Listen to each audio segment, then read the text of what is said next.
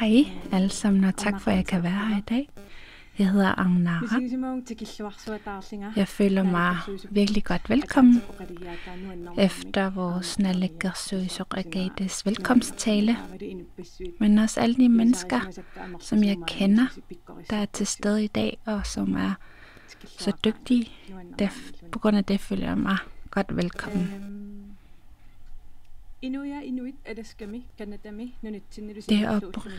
Jeg er her på vegne af det oprindelige folk i Canada og Alaska, og også her i landet, altså for ICC. Under ICC har vi lavet et udvalg for sundhed, hvor jeg er leder. Først så skal jeg lige vise en video. Måske er det ikke alle, der ved, hvad ICC er. Den her video er lidt ældre udgave, men jeg kan godt lide at vise den. Og når jeg har vist den, så vil jeg tale lidt om, hvad det er for et arbejde, vi laver i vores udvalg. Og der er blandt andet Gert med i det arbejde, som også deltager her i dag.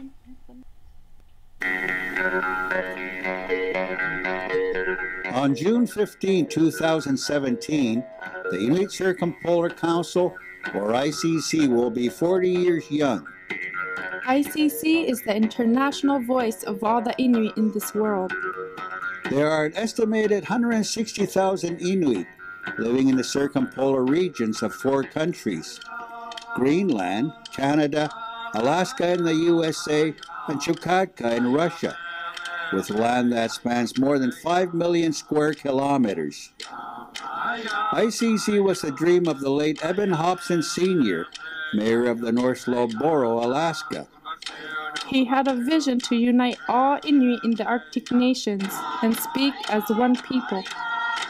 His vision came to life with the first ICC General Assembly held in Barrow, Alaska in 1977. The Inuit Circumpolar Conference, as it was first named, was born. In 1980, the ICC General Assembly was held in Nuuk, Greenland, where the ICC Charter and bylaws were adopted. After Glasnost, Inuit from the former Soviet Union officially became full members of ICC, and Inuit were now truly united under 4 flags.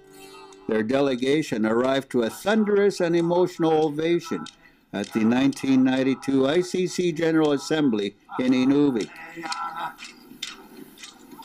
At each assembly, 66 delegates from across the circumpolar region develop policies and strategies that guide the activities of the organization for the coming 4-year term. A new chair and executive council is also elected. Language protection, traditional Inuit culture, climate change, hunting rights, wildlife and marine management, economic development, indigenous rights, shipping, contaminants. These are just a sample of the issues tackled by the ICC assemblies, including elders and youth over the decades. In 1983, ICC was granted consultative status at the United Nations under the Economic and Social Council, known as ECOSOC. Over the years, ICC has used its UN status to speak on behalf of Inuit on a wide variety of issues. In 2000, the United Nations Permanent Forum on Indigenous Issues was created, and the Arctic was recognized as a region providing Inuit and Sami with a seat on the forum. The Permanent Forum is a key UN body dealing with indigenous rights.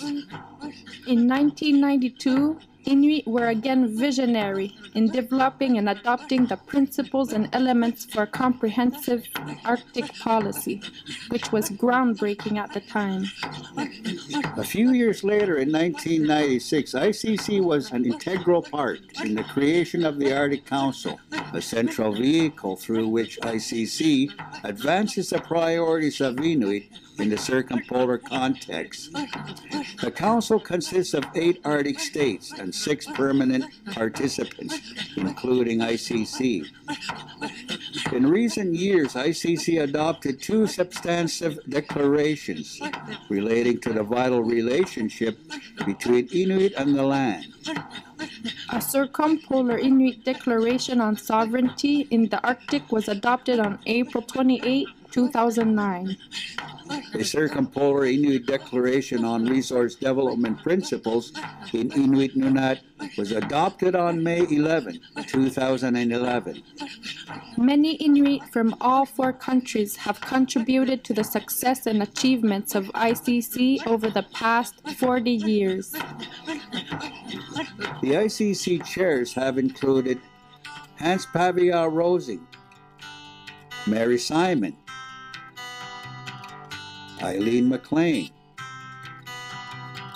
Kera Pangawi, Rosemary Kuptana, Akaluglinga, Sheila Wakluchie, Patricia Cochran, Jimmy Stotts, and Ukaleritzia. ICC General Assemblies have always gone beyond the political, social, and economic issues discussed at length during the day to celebrate Inuit culture in the form of music, dance, poetry, food, and fashion in the evenings. At ICC, we hope you celebrate our 40 years of Inuit unity and advancing the Inuit cause at the global level.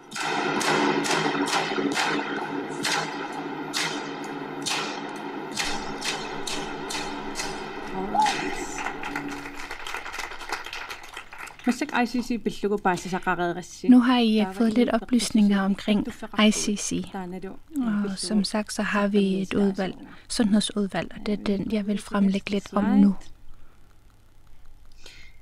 Yes. ICC Inuit beqissusiat billuga kattufiani ilaasuqtat. Ja, ICC sundhedsudvalg. De medlemmer, der er blevet valgt, der viser jeg navnene her. Og der er blandt andet, som jeg nævnte, Gert, som er til stede i dag. Han er også medlem. Vi mødes hver måned, og vi fortæller lidt om vedrørende folkesundheden i det land, vi repræsenterer. Vi taler om udfordringer, taler om løsninger, når vi mødes. Vores tidspunkter for, hvornår vi mødes, er meget forskelligt.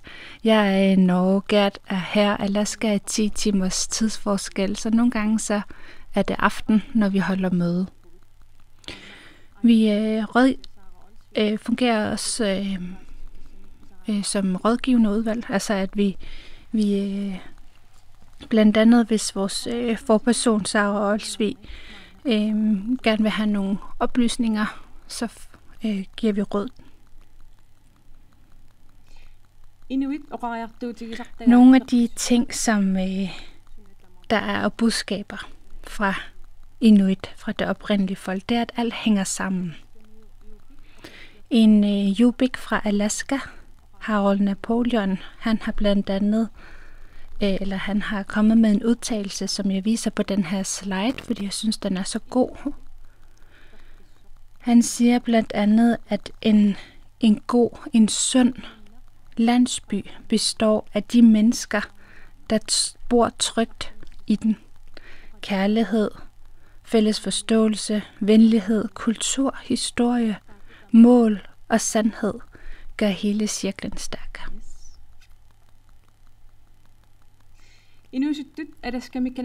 Fra Alaska og Canada og her fra landet, der har vi samlet de unge. Før der var de også med fra Chukotka i Rusland, men på grund af krigen kunne de ikke være med. Men vi samlede de unge, som så drøftede, hvad det egentlig betyder, og hvad det vil sige at vokse op på en god og sund måde. Og deres budskab vil jeg gerne fremholde lidt.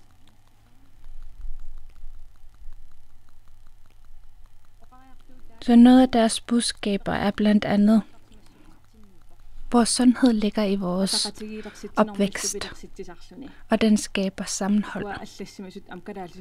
Og nogle af de ting her, som der står, har jeg også oversat til grønlandsk. Blandt andet, at man bliver støttet af sin familie, at man får oplæring i samfundet, at der er plads til udvikling, at man har forståelse for sin kultur, og at man kan starte fremgang, også selvom det kun er lidt.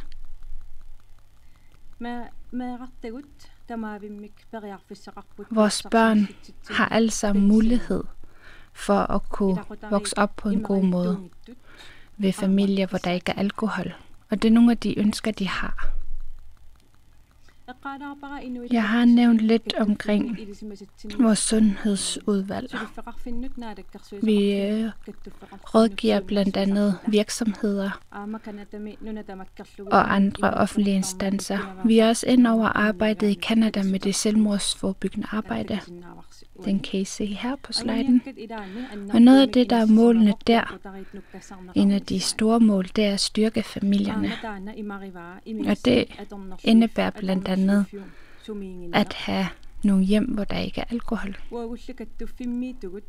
Og også i udvalget i ICC.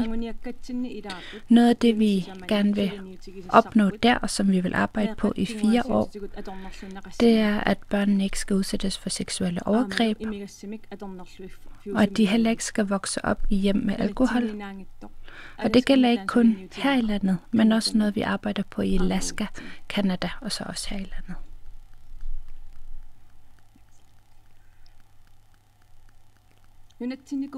Her i landet, der har jeg i mit arbejde med at holde selvmordsforebyggende kurser i alle kommunerne talt med rigtig mange forskellige mennesker, der har forsøgt selvmord, der arbejder på frivillig basis, familie, efterladte.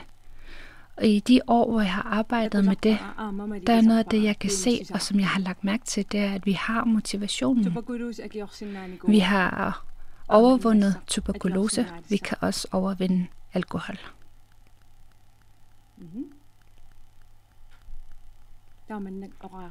Og det er det, jeg gerne vil sige. Så tak.